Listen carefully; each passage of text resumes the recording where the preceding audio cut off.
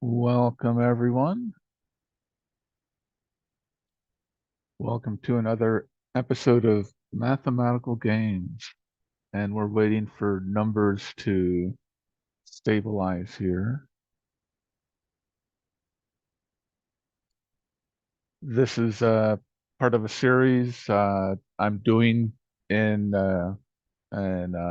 homage to Martin Gardner, who used to run the column Mathematical Games for Scientific American.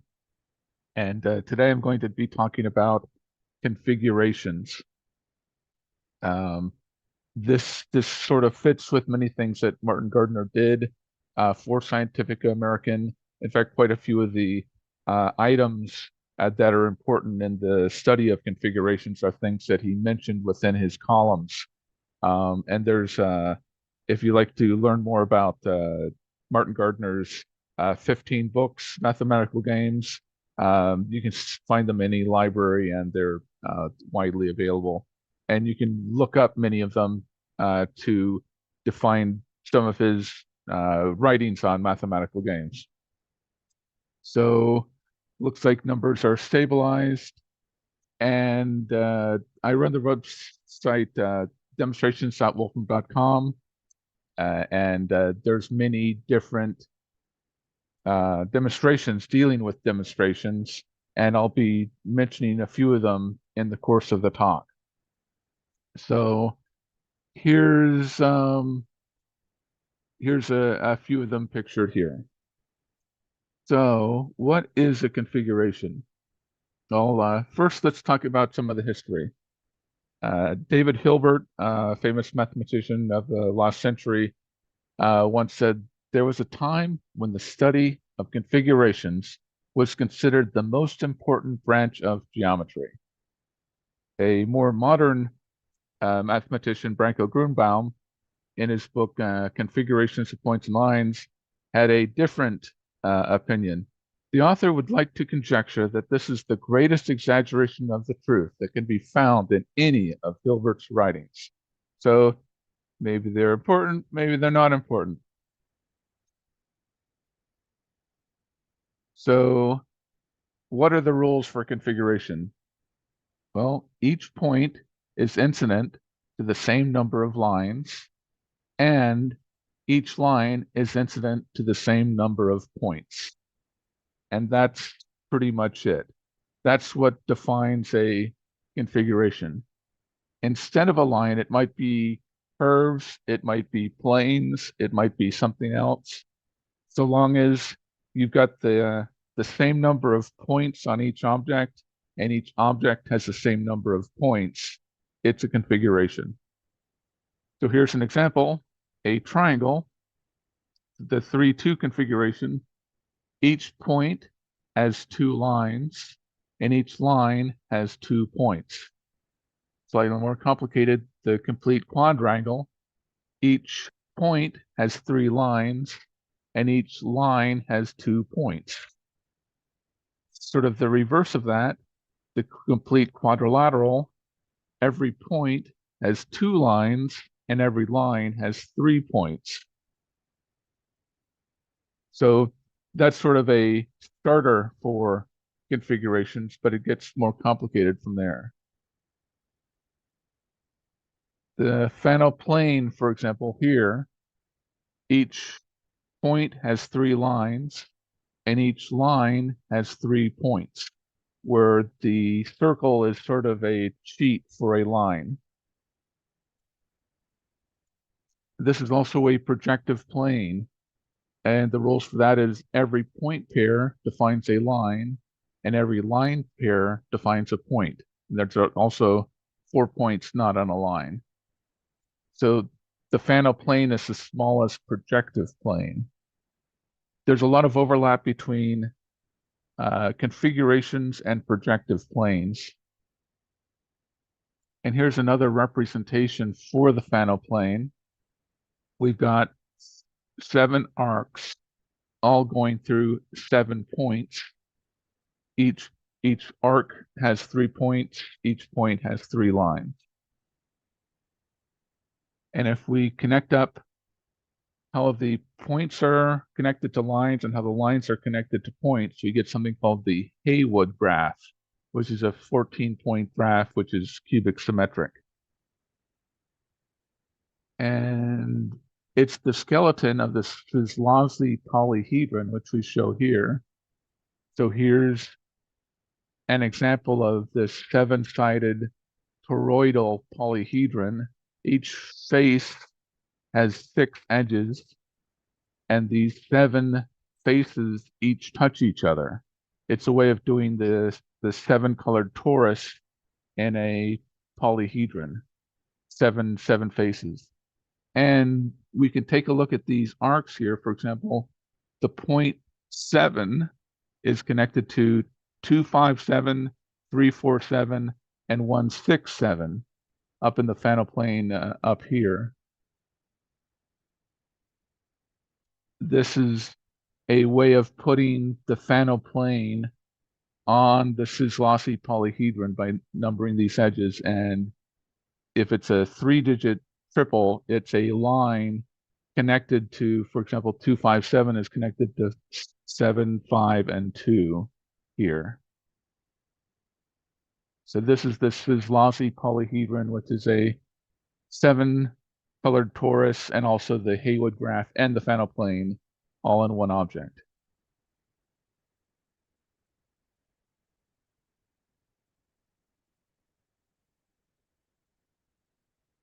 Now it's somewhat tricky to line things up if you want to have, say, just 3 objects in a row. In fact, it leads to a whole bunch of unsolved questions. For example, here is a 52 by 52 square where there's 2 squares colored in for each row and column. However, in any direction, if you say drew a line through these 2 squares, you wouldn't hit the centers of any other squares here. For these 2, if you drew a line, and you can take any pair of squares anywhere in this object, and if you connect them up and draw a line through them, you will not hit any other squares. There's no 3 in a line in any direction. Now, whether this can be done with a larger square, for example, is there a solution for 54 by 54? That's been an unsolved question since the 80s. And this is a problem that's well suited for computer exploration at this point, just because it hasn't been looked at for 30 years. We've got a billion times more power than the last time this problem was looked at. So probably somebody could find something if they took a look. And a more recent question is, say you have a connected polycube and you want to have no 3 in a line. What is the maximum size of the polycube? Well, this was solved last week. Here's the object in any direction, not just up, not just the normal directions or diagonals, but in any direction, the centers of 3 cubes are not in a line. And this is a unique 26 cube object discovered by Jor Garnt. So there's at our community site, I wrote this up. You can find out more about this object, and there's code there for doing it. This talk, by the way, will also be posted at the community site. Let's see here. Now, one way of extending this is to look at objects where there's no more than 3 in a line. And you also want to avoid using 2 cubes between each other. It turns out 75 cubes is the maximum object you can make with that rule set. This is also unique, and this was also found last week. So there's many unsolved questions involved with just putting 2 or 3 objects on a line. The next step up from the Fano plane is the Mobius-Cantor configuration, where you've got 8 points, each on 3 lines, and and 8 lines, each with 3 points. Here's a way of doing this with arcs, and we can also draw it like this with a little bit of cheating for one line. And that leads to the Mobius-Cantor graph, which looks like this. Let's see here.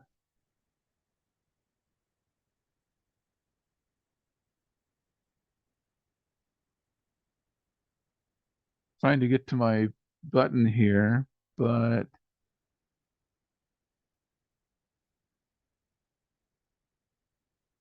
okay. The Hoppus configuration is a way of here's a solution for the what's called the orchard problem, where we've got 10 lines, but we want to avoid this middle line here. Here's a way of redrawing this so we have exactly 9 lines and 9 points, each line having 3 points and each point having 3 lines. But it's possible to sometimes get more lines, and that's what's called the orchard problem. I've got a column about the orchard problem in a previous blog post. Um, I forget what the name of my, hold on, we can take a look at that here. Cultivating New Solutions for the Orchard Planning Problem. So here's a set of points which can give this Hoppus configuration here, but you could also just choose any 3 points, and if you connect them up the diagonals and draw the line through the intersection points, they'll always be in a line. That's the Hoppus theorem, and it's easy to get this sort of set of points for the Hoppus configuration. If you connect everything up, you get the Hoppus graph. Here's another way of doing 9 lines and 9 points, and the ratios of these turns out to be based on the golden ratio. This is a different topologically distinct configuration from the Hoppus graph, from the Hoppus configuration, and we have this in graph data under one of the configurations in graph data. And here's a third 9-3 configuration that's also in graph data.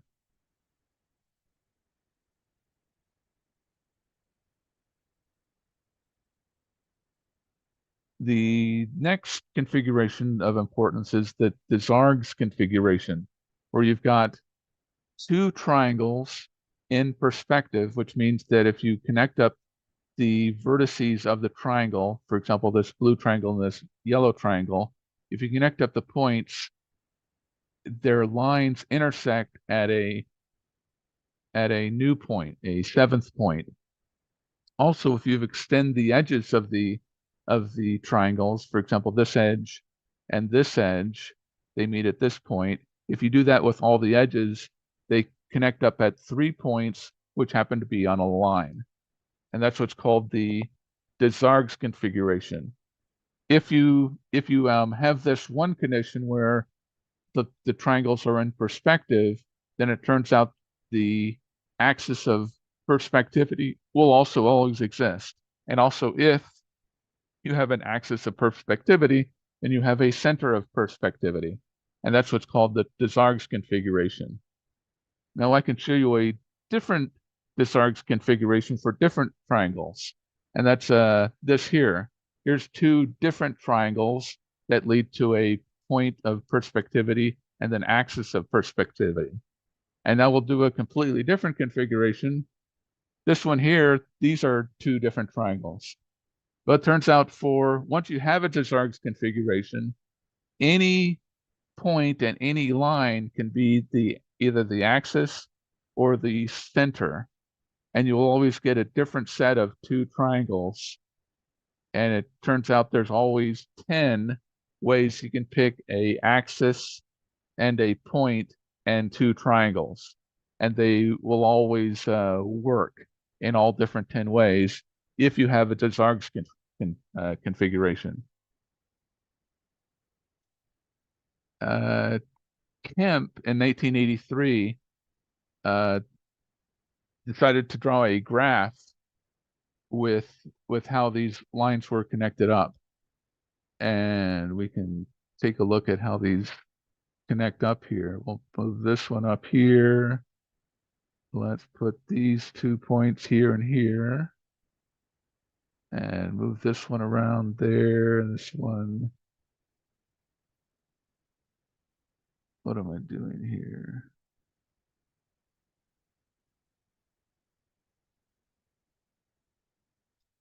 Oh, I want this one here. And these 2 points here and here. You might recognize this graph. This is the Peterson graph, but it was discovered 12 years earlier by Kemp looking at the Desargues configuration.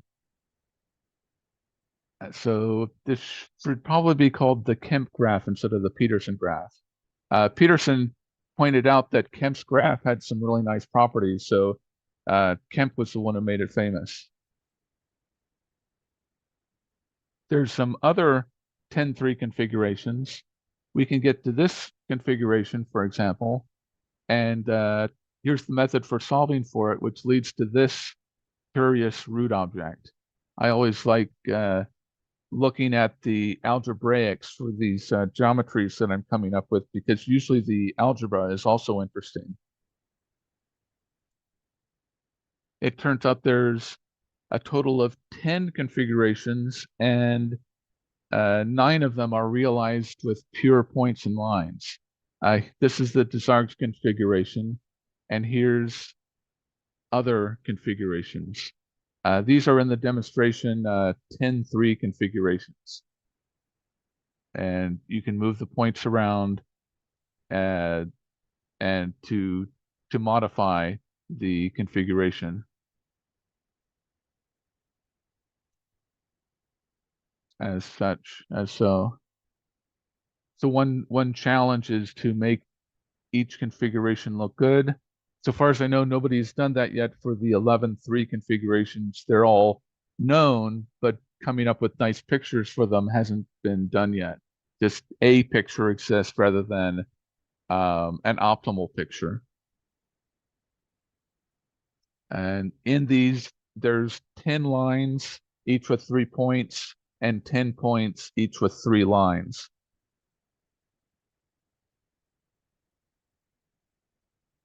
One step up is the tut configuration, the 12-3 tut configuration. You've got 12 points and 12 lines, each point with 3 lines, each line with 3 points. I'm using the function find extraordinary line with many of these. What is an extraordinary line? It's a line with 3 or more points, and that's basically it. So you can give a set of points to this function, and it'll find all the lines with 3 or more points. I forget what it's called, a non-extraordinary line, a regular line, maybe a boring line. I'll have to look up the terminology. But a line with only 2 points on it is not extraordinary. And one unsolved question in mathematics is, for a set of points, what is the fewest number of lines you can have that are not extraordinary? I believe that's known to up to 20 points, and then the math starts getting really, really difficult. If you make up the object of how the lines and points are connected, which is what's called the Levy graph, you get what's called the Naru graph, which is also the rolling octahedron graph. If you roll an octahedron around, there's 24 different configurations for how the faces of the octahedron are connected. And here's all 24 of them, and this is all drawn on a 3 torus. the Nauru graph is also the same as the positions of the 2 by 2 by 2 Rubik's Cube if you only make half turn moves with the Rubik's Cube. There's a total of 24 positions you can get, and they are described by the Nauru graph.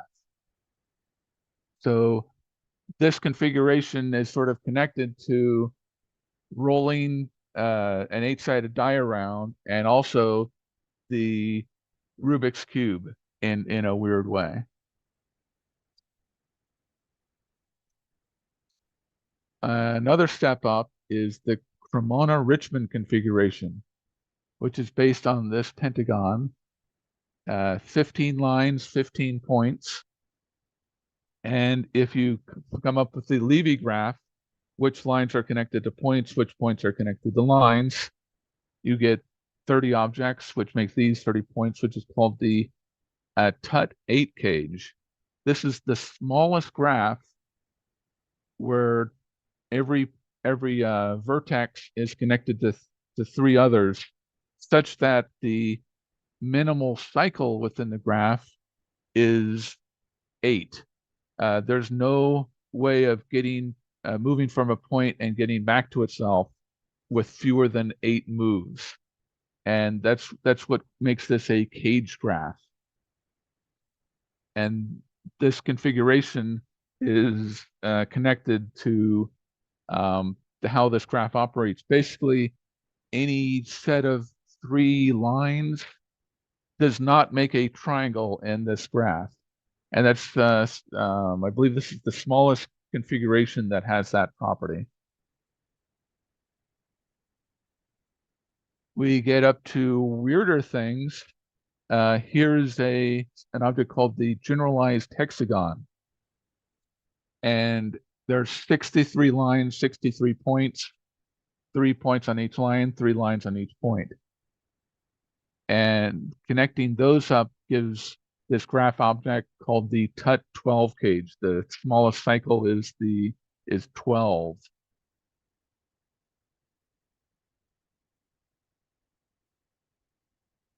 So once these special graphs were found within triangle-free configurations, there was a bigger study for more of these objects. There's a article there. This is a triangle-free 17 configuration, an 18 configuration, several examples, and 20 and 21 configurations. These are something I'll need to make pictures of.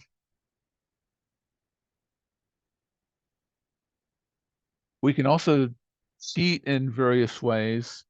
For example, do a 3 by 3 by 3 lattice and do it without diagonals. So basically do this without diagonals.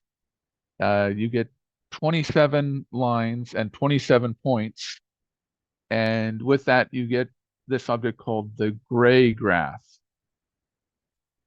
And the mathematician Gray basically took this object and said, this graph has a lot of nice properties, and he got a graph named after him just by basically looking at the 3 by 3 by 3 lattice of points.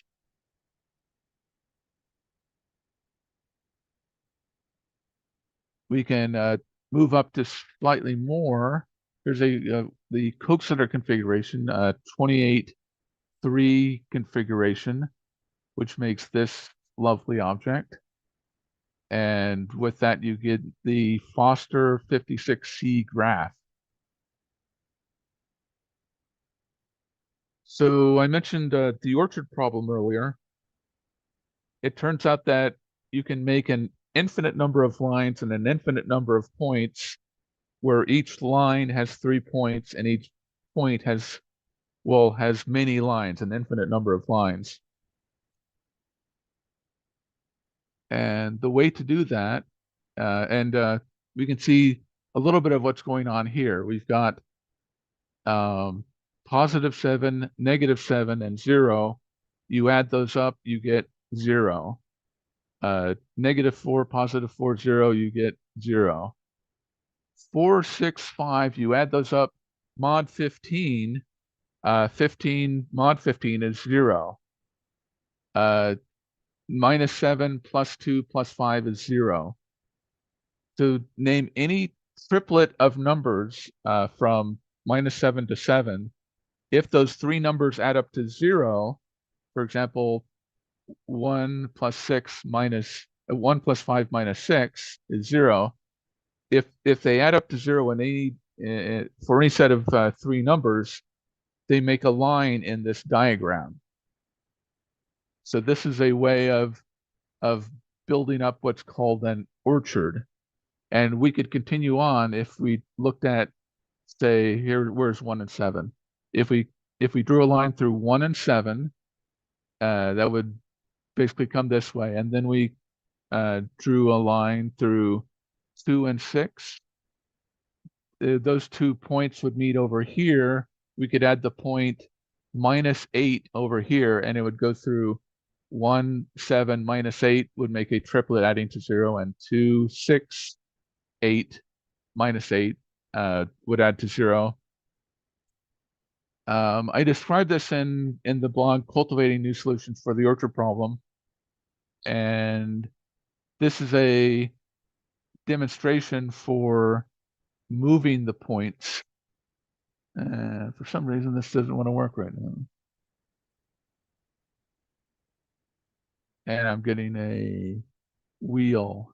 Oops. Well, let's try that again. Oops. Let's see if we can get this to work this time. Oh, we've got this big thing of code here.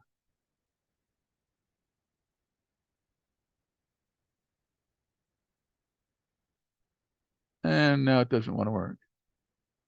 There'll be a demonstration with that code sometime soon. And here's a whole bunch of different orchard solutions. 11 points on 16 lines. This is one of the sporadic solutions. 19 points with 52 lines is another sporadic solution. There's only 4 or 5 sporadic solutions known for the orchard problem. The rest can all be built up by adding these triplets up that sum to 0. If we move away from lines, we can try looking at circles. For example, the McWelf configuration has 6 circles and 8 points, each circle having 4 points and each point on 3 circles. When you do the Levy graph of that, you get what's called the rhombic dodecahedral graph. So it's basically very similar to a rhombic dodecahedron.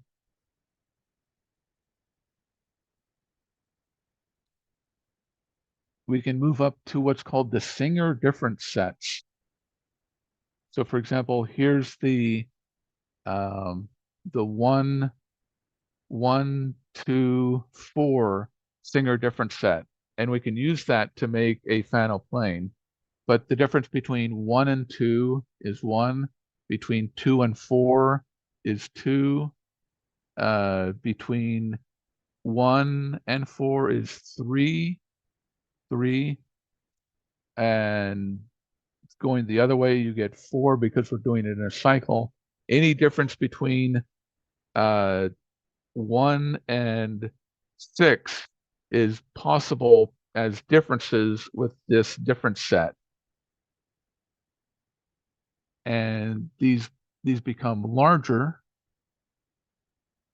For some reason, none of my demonstrations want to work today. And there's a different set demonstration that you can look at.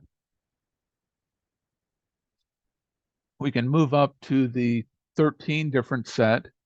For example, 1, 3, 9, and 13 is a different set. And when you cycle them around, we get these 13 parabolas and 13 points, where each parabola goes through 4 points, and each point has 4 parabolas. and that there's a 4-point parabola resource function you can take a look at. So here's a 18-4 configuration where we look at lines at infinity, our points at infinity. These red points or red lines connect to a point way over here somewhere that's considered a point at infinity. There's also for the blue lines, there's a point at infinity, and for the green lines, there's a point at infinity. And when you connect up the 3 points at infinity and the 15 points here, you get 18 points and 18 lines with 4 points on each line and 4 lines through each point. The Levy graph for that looks like this. And at the in the community site, you can see some of the other 4 configurations that I've drawn. These are some samples here of some larger 4 configurations. Here was a configuration that was found just about 30 years ago. Basically, you connect up a heptagon with these points, and you get 28 lines and 28 points with 4 of each on the other. And connecting those together makes the Grunbaum-Rigby graph. If you add another point at the circle, you get a solution to the orchard problem with 22 points making 28 lines of 4. And that problem wasn't solved until 3 years ago, 4 years ago. It was conjectured to have a solution, but it wasn't until this set of mathematicians in China looked at the problem, and they did years of math on it, and then finally one of them pointed out, we can just add a point to this diagram and it solves the problem. And that was the solution. I looked at this problem myself. I did not spot this, and quite a few other mathematicians I've talked to that were familiar with both the 22 points 4 in a line problem and also the Grunbaum-Rigby configuration. Even though they were aware of both, they did not put together adding a point at the center of this thing. So that's something I obviously should have spotted, and many others should have as well. But for some reason, it eluded everybody, even though it's a very simple thing.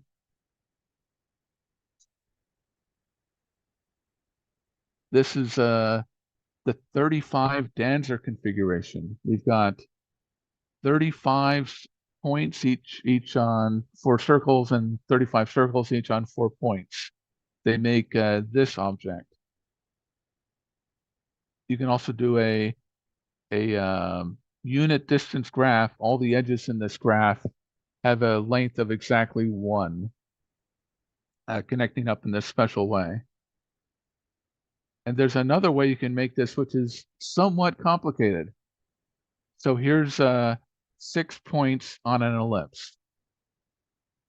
And Kepler studied points in an ellipse, Blaise Pascal, and he noticed, for example, if you took the points and you drew a hexagon with them and extended the diagonals and then connected up the points in the diagonals, you could always get a set of 3 points on a line. And no matter how you connected the points, there's 60 ways of connecting the points for any of these hexagons that you drew. No matter how strange of hexagon you make, you would always be able to extend those lines and get 3 connecting points where the opposite edges met in your special hexagon. They would always form a line. And Pascal called that the hexagrammum mysticum. Later, Cayley found something else you could do with it to get other lines. And then another geometer, Plucher, found something else with it. Kirkman found something else. Steiner found something else, and Salmon found something else, and later Conway added to the mess. But the hexagram mysticum is now considered to be 95 lines and 95 points. And if you take the 20 Steiner points and the 15 Salmon points, for example, this is those 35 points based on these six. We can use find extraordinary lines on those points, and we get 35 lines. So this is the Danzer 35-4 configuration. 35 lines, 35 points, 4 points on each line, 4 lines on each point. I will probably give a talk on the hexagram mysticum at some point, but it will take a while, so I don't want to try to do it in this talk. So that's a way of a difficult way of coming up with the configuration. For the 12-6 raise configuration, we have 12 points each on 6 planes and 12 planes each with 6 points. And we can adjust this object. There's a demonstration for it. Oh, but it looks like all my demonstrations are going to fail today.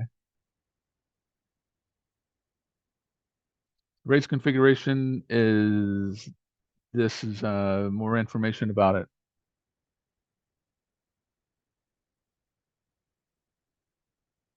In this configuration, we basically have a 4x4 grid. We take a point on the grid and we look at the other 6 points on the row and column. And that gives you 16 point sets to go along with 16 points, and you get that configuration, and that leads to this graph.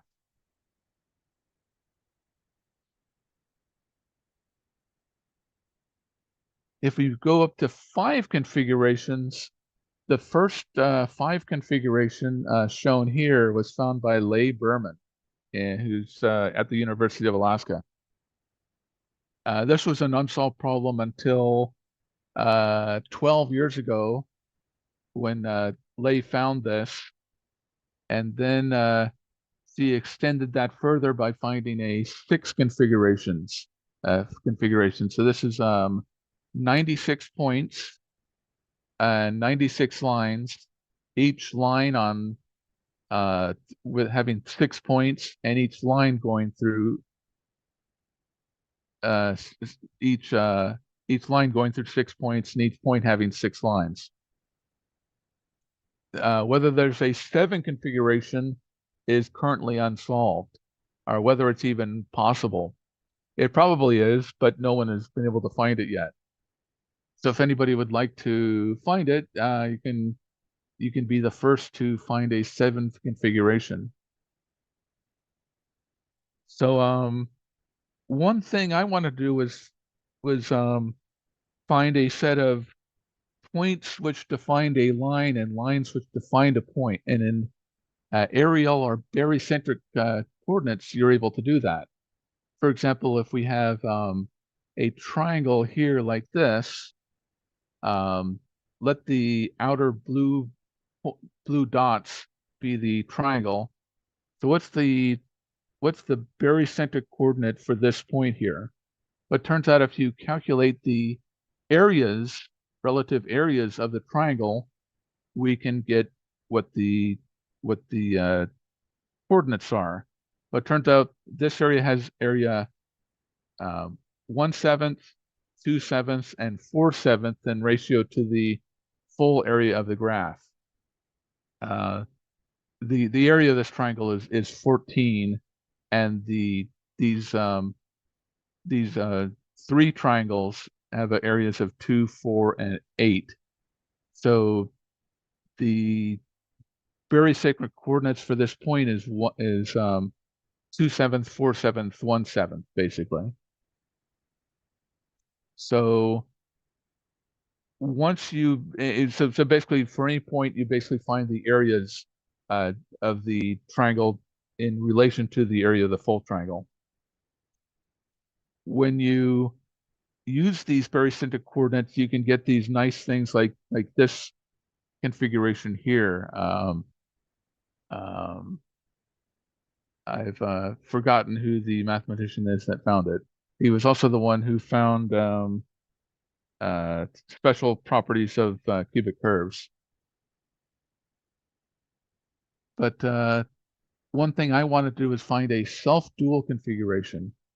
A barycentric line has the same sort of structure as a barycentric point. And if you do the dot product of a line and a point in barycentrics, you get 0 if the point is on the line. For example, here, this line is 2, 1, 0. If we multiply that by -1, 2, 1, you get -2, 2, and 0. So this point is on this line. And this line here, 4, 2, 1, if we multiply 4 by -1, 2 by 2, and -1 by 0, this point here, you get 0 in total when you add them up. So this is a set of 24 points and 24 lines where each line is a point and each point is a line in the diagram. So this is a self-dual barycentric configuration. And once I found this 3 configuration, I wondered if there was a self-dual 4 configuration that might work. And after a computer search, I found one. This is a set of points, barycentric points, and also a set of barycentric lines, also called Ariel points and Ariel lines. So for example, this line here, 2, 1, 1, has this point on it, -1, 2, 0. And if we multiply -1, 2, 0, take the dot product with 2, 1, 1, the dot product equals 0. So this point is on this line. And this point, this line here corresponds to this point here. Similarly, say this line here, I'm going to guess that the point is this one, maybe this one, 1, 2, 0, 1, 2, 0. So this point corresponds to this line, and so on. All 27 of these points and lines are within this object. So this is a self-dual Ariel configuration. Whether there's a self-dual 5 configuration is an unsolved problem. If there is one, I'd love to see it.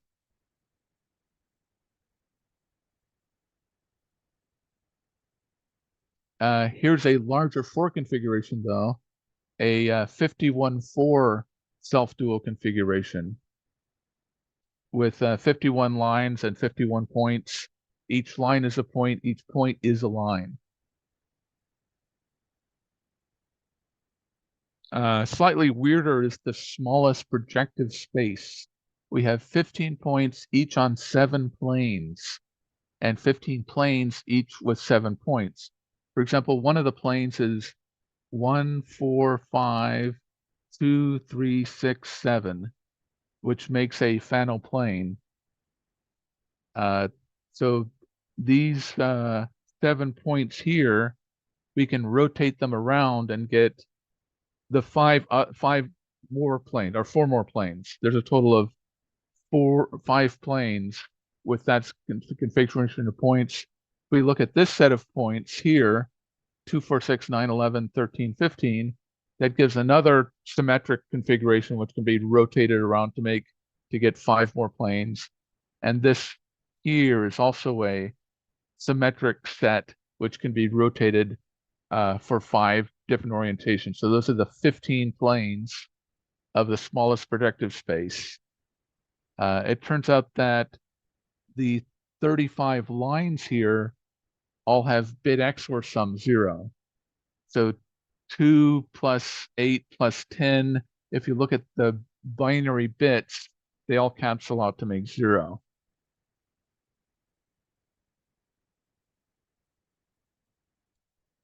One of the biggest and weirdest configurations is what's called the Klein configuration, which is in a abstract complex space.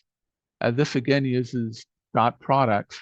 If you take, if you look at these as planes, it's a set of 60 planes, but you can also look at it as a set of 60 points. And for each of these, there's 15 others where their dot product equals 0. This is the largest known such strange object that also has the self-dual property. And we could play games with it. It's a very hard game, but we lay out 12 cards at random. Can you find a plane that has 3 points on it? So you'd basically pick one card and you'd find 3 others where the dot product is equal to 0. And for that set I just did, this one here, 1i minus 1. This one here could be the plane, and these 3 points, or these 4 points, are all on that plane. So this would be a nice hard game for diehard mathematicians. I've tried this myself, and it sort of breaks my brain. A lot harder than set. And we can also say, look at the Klein graph. Klein graph 120 is based on this object. And this is sort of the big configuration. The 60-15 configuration is considered one of the largest currently. So some of the unsolved problems with this is, what are some other self-dual barycentric graphs? Is there a 7 configuration with just lines? What other graphs can come out of configurations? For example, the rolling cube graph. Is there a nice configuration that pairs up with the rolling cube graph? Do some of these other graphs here have nice matching configurations? So those are some of the unsolved questions I know about. Many thanks for listening, and I'll be glad to take any questions that people might have. And you can just type them in if you'd like.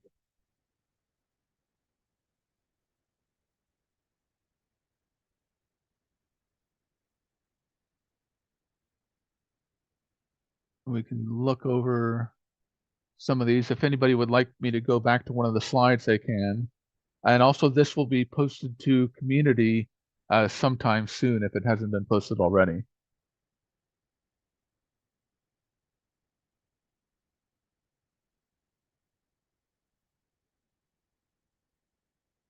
I can try to see if I can get these demonstrations to work.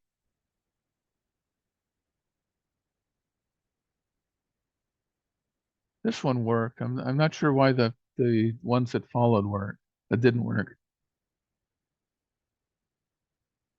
This problem here of 3 in a row is also very good if anybody's looking for a problem to try to solve. Oh, if there's no questions, I think we can wrap it up there. Many thanks for attending, everyone.